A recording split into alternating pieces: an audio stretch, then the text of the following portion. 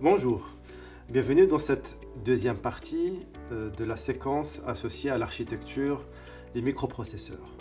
Donc nous nous sommes arrêtés avant la présentation des étapes nécessaires pour l'exécution des instructions par un microprocesseur. Et donc pour exécuter une instruction, le microprocesseur, premièrement, charge les données de l'instruction depuis la mémoire dans son registre d'instruction. Le registre d'instruction contient l'adresse de l'instruction à exécuter ainsi que les opérands nécessaires à son exécution. Deuxièmement, le microprocesseur décode l'instruction en utilisant les circuits de décodage qui interprètent les bits de l'instruction et déterminent l'opération à effectuer.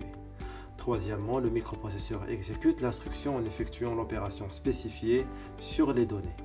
Les résultats de l'opération peuvent être stockés dans des registres ou renvoyés à la mémoire. Finalement, le microprocesseur peut ensuite passer à l'instruction suivante dans la séquence d'instructions à exécuter.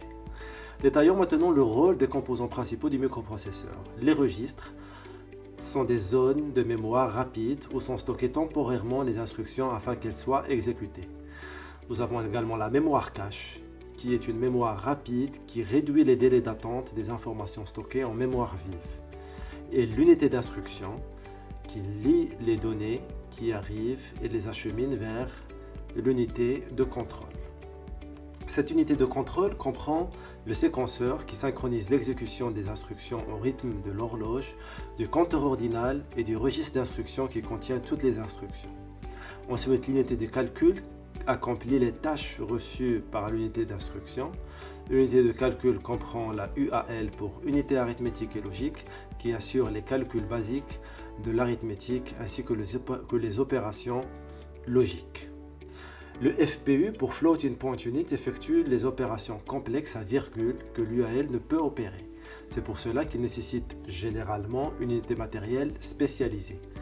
Le registre d'état sauvegarde l'état du système, le registre accumulateur stocke les résultats des opérations arithmétiques et logiques, et l'unité de gestion des entrées-sorties gère les flux d'informations d'entrée-sortie en interface avec la mémoire vive. Dans le dernier bulletin du cabinet d'études IC Insights, on apprend que 5 fournisseurs mondiaux de microprocesseurs se partagent 86% du marché en 2021. En tête, nous trouvons bien sûr l'entreprise Intel qui accapare 50,9% de part de marché avec 52 milliards de dollars. D'ici quelques années, les transistors seront tellement petits qu'on commencera à se heurter à une limite physique et aux effets de la mécanique quantique qui viendront perturber le fonctionnement des transistors. Ainsi, il viendra le jour où la loi de Moore que nous avons vue ne sera plus d'actualité.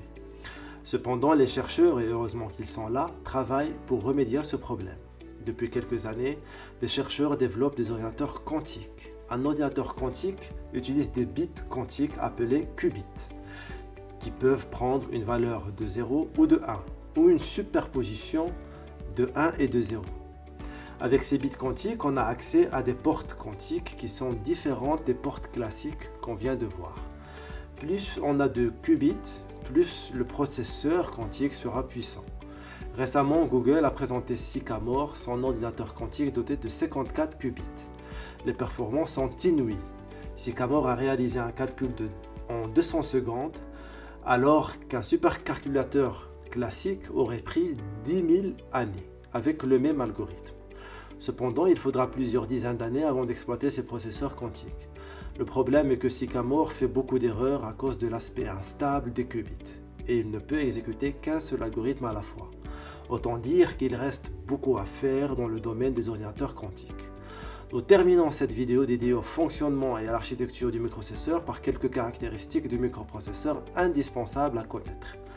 L'horloge d'un microprocesseur, appelée également fréquence, est la vitesse à laquelle le microprocesseur d'un ordinateur effectue ses opérations.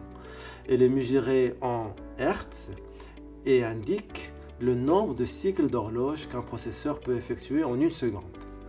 Le cycle d'horloge, c'est un signal électrique régulier qui permet de coordonner les différentes opérations du microprocesseur et de synchroniser ses différentes parties. Chaque cycle d'horloge est une unité de temps qui représente la durée entre deux changements d'état du signal d'horloge.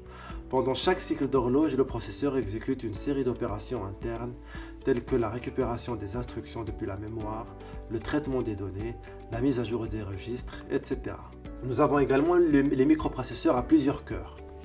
Un microprocesseur à plusieurs cœurs est un type de microprocesseur qui effectue plusieurs unités de traitement indépendantes, appelées cœurs, sur une seule puce. Chaque cœur fonctionne comme un microprocesseur autonome capable d'exécuter des instructions indépendamment des autres cœurs. Nous sommes arrivés à l'issue de cette deuxième partie de la séquence associée à l'architecture des microprocesseurs. Je vous remercie pour votre attention et vous donne rendez-vous pour la prochaine section de la séquence numéro 3. À très bientôt.